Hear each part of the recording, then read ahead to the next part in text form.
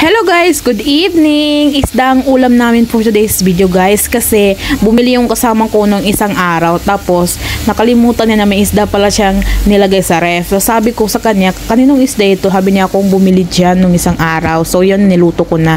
Alam niyo bang isda dito guys, super lansa ng isda dito. So ang ginawa ko, ang pagluto ko is parang pagluluto ng amo ko, pero kulang lang sangkap yung sa akin. Siya ang dami niya ilalagay pa. So ako ang nilagay cumin, lemon at saka olive oil, tapos ano lang, maanghang yung chili powder lang nilagay ko kasi kulang ako sa sangkap, kasi para maalis yung kanyang lansa. Super lansa kasi ng isda dito guys, iba yung amoy ng isda dito.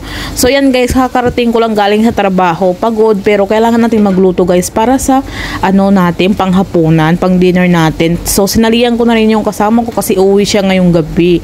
So yan, uwi naman yung kasama ko, mag-i-stay naman siya dito 2 o 4 na araw, ganyan.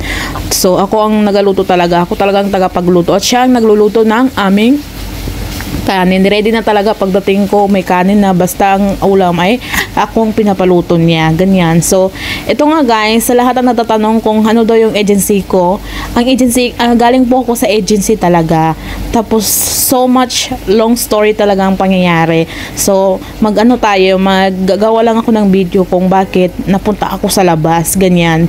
So siguro meron akong mga kakilala na alam nila na kung anong long story talaga yung aking nangyari sa akin. So magkwentuhan lang tayo soon, char, sana So meron kaming ampalaya guys, so ampalaya at saka pritong isda, perfect na panghapunan to, 'di ba? Pero mabigat talaga hatian kasi matutulog na kami.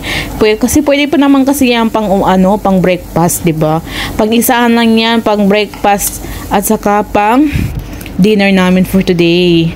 So yan guys, kakain na ako, kain tayo. Ako lang palang kakain. Kain tayo.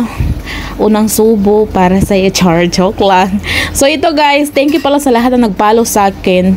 Thank you very much sa lahat ng mga concern, nagsasabi ng mga iingat, ganyan. Ingat din po kayo sa mga kapwa ko mga OFW dyan. Ingat din po kayo, 'di ba? Ingat din po kayo, at saka thank you very much sa lahat ng mga mga sinasabi nyo na mga advice. Thank you mo.